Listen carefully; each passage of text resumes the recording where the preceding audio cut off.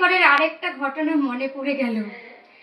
সেদিন প্রথম মানে আমার স্বামীকে ভর্তি করেছিল, তো 3 দিনের জন্য বেড পেয়েছিল না, সে মাটিতে বলতে নিচেই শুয়েছিল।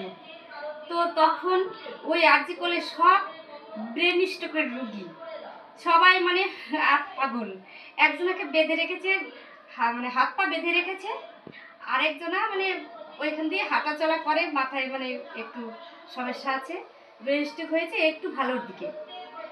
তো আর আমার স্বামী তো নিচেই শুয়ে আছে।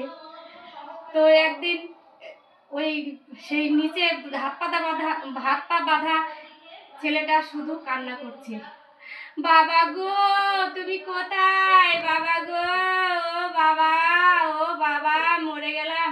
আর যে হাঁটাচলা করছিল সে বলছে, বাবা তুই কোথায়, তোকে খুঁজে পাচ্ছি না, বাবা তুই কোথায়, আমাকে দেখা দে, তুই কোথায়। আর আমার লোকটা মাটির থেকে মানে নিচে থেকে বলছে, এই যে এইখান দিয়ে যাও, এইখান দিয়ে যাও, এই যে রাস্তা। কি করবো বন্ধুরা, হাসতেও পারছি না, কাঁদতেও পারছি না, মানে পুরা মুখে এখন হাসি পাচ্ছে। তো এইরকম হসপিটালের অবস্থা এরকম।